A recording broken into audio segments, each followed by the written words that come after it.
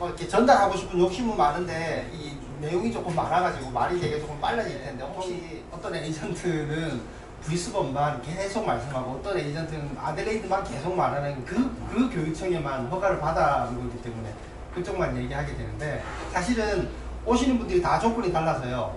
어떤 분은 좀 대도시로 가는 게 맞고 어떤 분은 굳이 대도시를 고집하실 필요가 없으시고 어떤 엄마는 적응력이 있으시고 어떤 엄마는 적응력이 좀 부족하시고 이거에 따라서 다 달라져야 되거든요. 호주 조교학이 왜 동네가 중요한지 그거를 메인 핵심 포인트를 잡아서 아마 설명을 드리게 될 거고요. 호주 교육이 한국하고 저도 뭐 호주 가서 이제 아이가 태어난 입장인데 처음에 제가 94년도에 호주를 처음 갈 때는 저는 이제 유학생 신분이었고요. 거기서 이제 공부를 하는 중간에 이제 유학생 신분에서 큰 아이가 태어나고 이렇게 했었는데 저도 초중고를 호주에서 다닌 게 아니잖아요. 뭐 대학은 제가 호주에서 다녔지만 초중고를 제가 호주에서 다닌 게 아니기 때문에 저도 굉장한 시행착오가 많았었어요. 시행착오가 많다 보니까 제일 황당했던 게 교과서가 없다는 게 처음에 제일 좀 난감하더라고요. 22명 아이가 다 다른데 어떻게 똑같은 책을 주냐고. 그러니까 저희 아이가 그때가 아마 5학년인가 4학년쯤 됐을 거예요. 저희 둘째가. 외국 문화, 컬처, 문화에 대해서 배우는 수업이었는데 하나씩 다 나라를 정해래요. 저희 아이가 정했던 게 인도네시아였는데 그럼 아이들이 막 22명 아이들이 다 나는 미국 할래, 나는 뭐 할래 막 했을 거 아니에요. 한 명씩 나와요. 너는 왜 미국이 관심이 생기냐? 그럼 지 혼자 막 떠들어요. 나는 미국이요. 나는 인도네시아 가서 왔다 갔다 막 이렇게 해요. 그러니까 오케이 자 하고 그럼 선생님이 어떤 포인트가 있습니다. 거기에 언어가 들어가야 되고 음식이 들어가야 되고 패션이 들어가야 되고 히스토리가 들어가야 되고 뭐 이 몇 가지 요소는 있어요. 그 몇 가지 요소는 꼭 이제 아이들이 서치를 하는 거예요. 그럼 아이들이 이제 막 서치를 하죠. 그리고 이제 한 3, 4일 지나면요. 자, 바뀐 사람. 나 처음에 미국 했는데 또 바뀔 수 있잖아요. 바뀌면 22명인데 미국이 한 8명, 9명 나오면 선생님이 조금 조정을 하려고 합니다. 너 혹시 미국 말고는 뭐 영국은 어때? 뭐 이런 식으로 한다든지 약간 이렇게 그런 조정을 좀 하죠. 그렇게 조정을 해가지고 이제 아이들이 이제 2주차가 지나잖아요. 그러면 이제 그동안 자기가 했던 거를 이렇게 조금 발표를 조금 합니다. 이제 그 자료를 이렇게 띄워가지고 이렇게 이제 발표를 하고요. 4주차 지나면 또 발표하고요. 그러면 앉아서 다른 애가 하는 거 봐요. 나하고 나라는 다른데, 쟤는 그 나라에 무슨 전통 의상 입은 거를 막 넣어놨거든요. 그것도 자기가 집에 가지고 또 열심히 또 막 찾아요. 그리고 이제 10주가 다 지나가지고 자기 글을 딱 발표가 돼요. 그 10주가 다 지나잖아요. 그 수업이 뭔지 아세요? PPT 수업이었어요. 얘들은 몰라요. 그게 PPT 소프트웨어 공부인지 몰라요. 그냥 열심히 그냥 인도네시아 찾았던 거예요. 그래서 이제 중학교 1학년이 딱 되잖아요. 중학교 1학년이 딱 되는 순간 얘네들은 같은 반이 없습니다. 우리 대학교. 이 두 가지 방법을 많이 모르시는데요. 엄마가 학생 비자를 받고 자녀를 데려가는 방법. 자녀가 학생 비자를 받고 엄마가 가디언 비자를 받아가는 방법. 원래 이게 이제 정상적인 방법이죠. 근데 이제 자녀가 좀 많은 경우, 자녀가 한 2명, 3명 이렇게 된다라고 하면 엄마가 학생 비자를 받으면 주 정부별로 다른데 예를 들어서 뭐 뉴사우스웨일스 시드니 같은 경우는 엄마가 학생 비자를 받고 공부하면 자녀 학비는 55% 감면이 됩니다. 한 명 감면되면 얼마 아니지만 3명쯤 된다 그러면 엄마 학비를 다 충당하고도 돼요. 이 3명에서 다 절반씩 깎이니까. 그래서 이제 이 방법을 많이 문의를 하시거든요. 그리고 특이하게 엄마가 석사학업을 한다. 엄마가 석사학업 정도 할 정도면 그건 이게 맞죠. 엄마가 학업의 목적이니까 아이들은 어쩔 수 없이 데리고 가는 거니까. 그럴 때는 엄마가 석사학업을 하면 퍼스 지역이 제일 좋죠. 아이 학비 전혀 없으니까. 근데 다른 주는 또 내야 돼요. 그러니까 이게 다 종류가 다른데 일반적으로 이 방법을 하는 게 맞는데 혹시 이 방법을 고려한다라고 하면 자녀 한 명인 경우는 전혀 고려할 필요 없고요. 자녀가 2명 이상이다 그러면 고려를 해볼 수 있는데 저는 원하지 않는 게 이건 엄마가 주기 때문에 엄마가 학교를 가야만 애가 학교를 갑니다.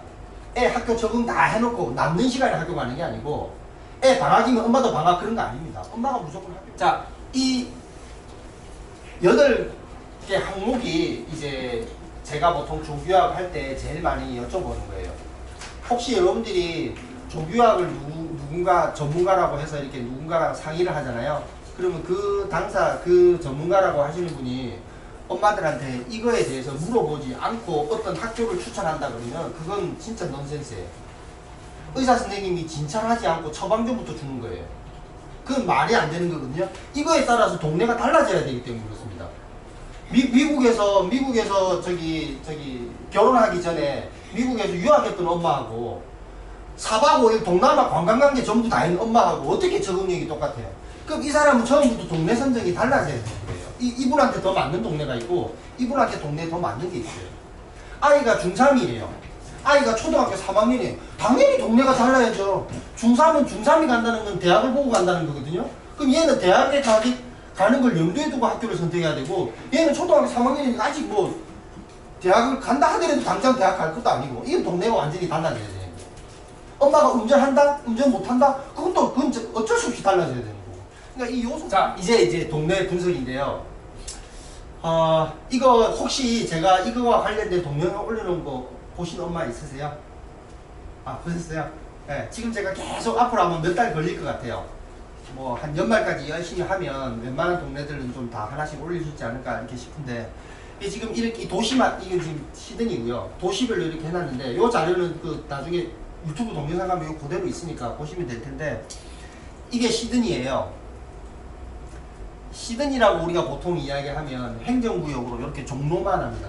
종로 강남만 합니다. 조그만해요. 근데 우리가 말하는 우리 보통 한국 사람들이 말하는 시드니는 광역 시드니를 말하는 거기 때문에 한 여기까지 이렇게 됩니다. 직선거리로 세로 100km, 가로 100km 정도 됩니다.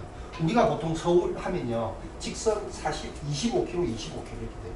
그러니까 이걸 스퀘어 미터로 치면 시드니가 서울의 한 16배 면적이 큽니다. 굉장히 큰 도시고요. 광역 시드니가. 근데 여기에 3분의 1이 호주 태생이 아닌 사람이에요. 그러니까 얼마나 짬뽕이겠어요. 말 그대로 멀티컬처럴이잖아요. 그러다 보니까 지역 편차가 어마무시하게 큽니다. Literacy and Numeracy라고 해서 읽기, 수리 능력을 3학년, 5학년, 7학년, 9학년에 있는 호주 전국에 있는 아이들이 뭐 정말 아파가지고 그날 시험 응시를 못한 아이들은 빼겠지만 나머지 모두가 다 시험을 칩니다. 쳐서 2년 단위로 쳐서 그 다타를 정부가 가지고 있어요. 정부가 가지고 있고 이 막대 그래프가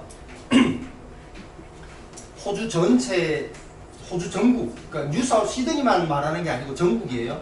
호주 전국에 있는 아이들을 4등분으로 나눴어요. 그래서 이 브라운 색깔이 25%, 25%, 25%, 25%.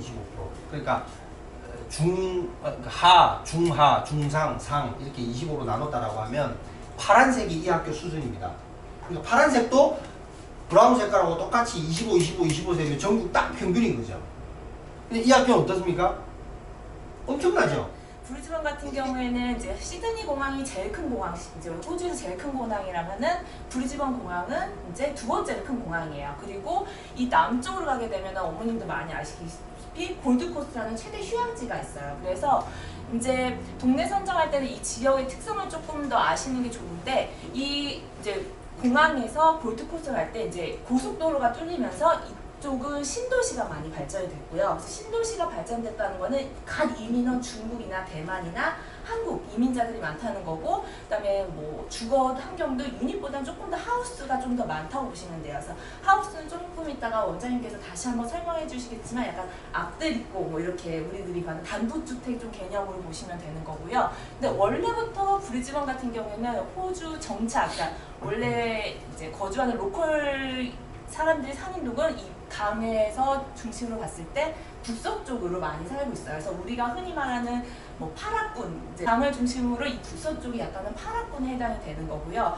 그래서 이쪽에 하우스들, 이쪽 거주하는 사람들은 거의 차 2대 막 이렇게 있는 방 뭐 3, 4개 있는 그런 이제 이제 시민자분들이 많이 사는데 그 의미는 뭐냐면은 차가 2세대 있으니까 그 근교에는 편의시설이 없다라는 거예요. 그리고 이제 이쪽으로는 길이 하나밖에 뚫려 있지 않기 때문에 만약에 어머님께서 이제 좋은 동네 파라군을 가고 싶지만 차 운전을 안 하신다거나 아니면은 주변에 편의시설이 있는 걸 선호하시는 분들이라면은 아무리 좋은 학군이라도 조금은 어머님하고는 안 맞으실 수가 있는 거고, 오히려 조금은 주변에 편의시설 있고 대중교통이 잘 되는 편은 아까도 말씀드린 이쪽 그러니까 신도시 쪽이 조금 더 맞으실 수가 있어요. 그래서 이런 것들을 지역적인 특색을 조금은 이제 상담하실 때 조금 이제 여러 가지 고려를 이제 어머님들의 요구 사항과 맞추셔서 동네를 선정하시는 게 굉장히 좋을 것 같고요. 그래서 어떤 스페셜 프로그램을 운영하고 있는지, 그리고 어떤 이제 이거는 엑스트라 커리큘러 액티비티라고 해서 방과 활동이 좀 잘 되어 있는지를 이제